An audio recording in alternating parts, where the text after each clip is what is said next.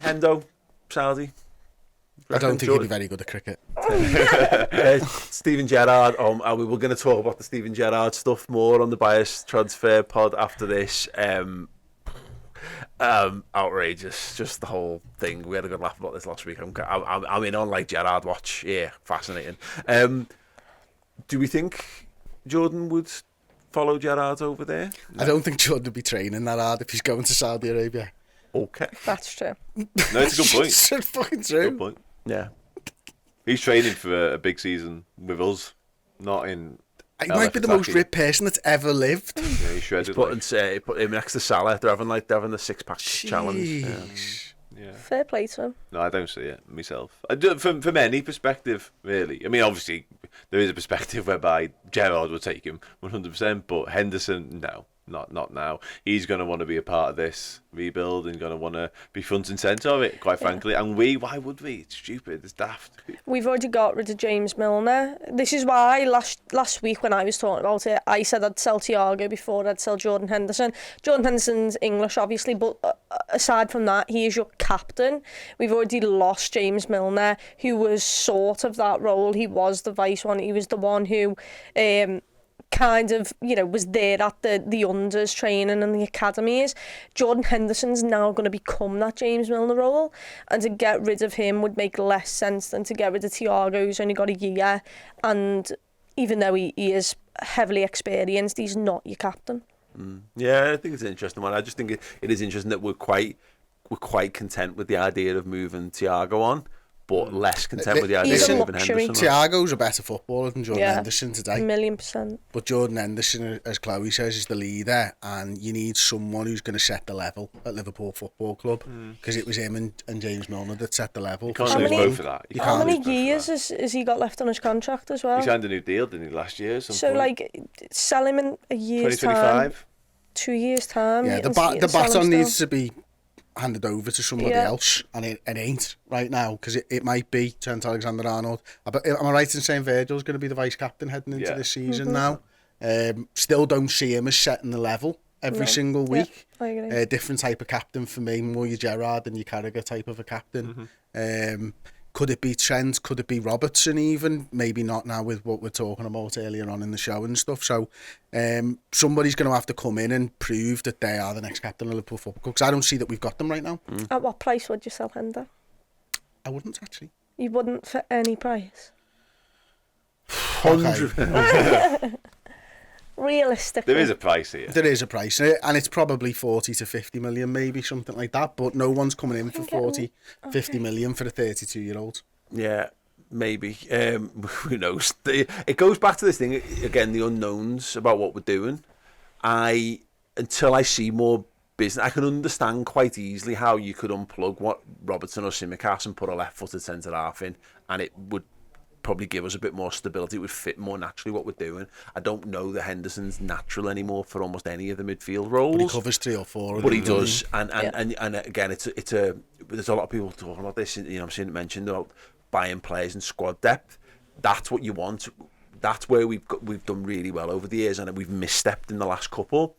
Is your first team has become your squad players, and James Milner was the ultimate archetype, and why I kept him for just another year, because you don't want him starting games of footy for you. But you want to have that option around at any given opportunity if you need it. And I think Henderson can perform that if he wants to perform that. So yeah, I think he is a fantastic squad player. I don't think he'll want to be that. I think he's going to give his all to make sure that's not the case. Exactly, and that's his. And that makes him a brilliant squad player. Yeah. It makes him the leader. It makes him the captain and everything else. James Milner was on your depth chart in about 7 different positions. Jordan Henderson maybe 3 or 4. The 2 lads that we've spoken about most today in terms of going out, Thiago is more of a specialist, and I don't actually see where his position is in this side now. If I'm honest, and Andy Robertson, who's more of a specialist, and then Kostas Tsimikas, who's a specialist. I want to see Jordan play in Trent's position and see if he can do it, and that might change my opinion on whether on the whole sell or no sell, because I think if he's an understudy for that right attacking 8, if he's like our second choice behind Szoboszlai, I'm a little concerned about that, because I don't think he's a perfect stylistic fit for what we're looking to do. Is he cover for Fabinho, cover for Trent? okay, is your cover for, I don't know, God, right-sided centre-half? I'd be a little bit more concerned about that, but it's not. That wouldn't be the end of the world. At a real, like, you're having a mad injury crisis or you need to give someone a big break. But until I know more about what he does, I'm with you. I wouldn't sell him because in my head right now he does cover all of those positions, and that's quite. There's more value in that than what you'd get for selling him. I don't know if he's going to be first choice cover in any of those roles. I think he might be second choice cover in them all. I think he's probably behind Elliott and Szoboszlai for the attacking 8 on the right. In terms of the 6, he's definitely Fabinho, possibly Bajcetic at full fitness, maybe the one we sign, whoever that is. In terms of Trent's role, it's obviously Trent, and then, I don't know, maybe possibly a Bradley, remains to be seen, but maybe even a Joe Gomez in that role, not in terms of going into midfield, slightly differently. So I think that's also okay. Like, if Henderson's just third choice cover, second choice cover in a number of different roles, sounds Milner got about 35 games being not second choice in all those positions. Yeah, it's fine. That's okay. Like, listen, it's not going to be okay for him. We've all kind of referenced the point. He's going to want more than that. But for us as a football club, let's be greedy. Let's be selfish. Let's be ruthless and say, yeah, you're not first choice anymore, but can you do a job when called upon? Yeah, you can. That's fine by us. Yeah, absolutely. Also, I saw some chat about, like, your captain's got to start, and not at all. Club captain is the club captain. We've had this. Did we have it when Jamie Redknapp was injured forever and he was the club captain? And I think if your captain is so important, if you need someone like that on the pitch, then you've probably not got the right mentalities on in the rest of your squad. If you need one guy to be the all important captain, then you've probably done wrong elsewhere. Yeah. And I also sorry the bad teams have their best players as captain. Yeah, that's a general rule. Yeah. And you think about the players that we've signed. Cody Gakpo was a captain, wasn't he? Did they say Gakpo again? You think you got away with it? I think it's a Pacton. I can't remember. We've had loads of Pactons across the field. Everyone we signed's been a Pacton at some point. Szoboszlai is captain hungry. Yeah, by the way, on that point. I think Trent for me looks when he plays in that role he's been playing in. He looks like captaincy material, but that's only because I recognise captaincy material as the guy who covers every braid of glass. Yes! Braid of glass. Every braid of hair. Every bit of that.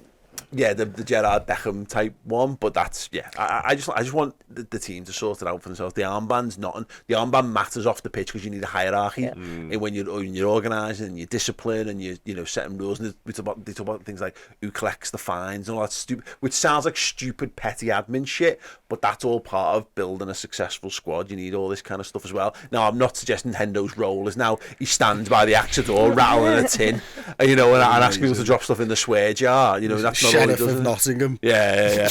But he won't want to be that anyway. So it's going to be interesting to see how he reacts. I did do some of that slightly with my captains. So like last couple of seasons when Harvey Elliott's been there, if it was an away game, I'd be more inclined to choose Jordan Henderson.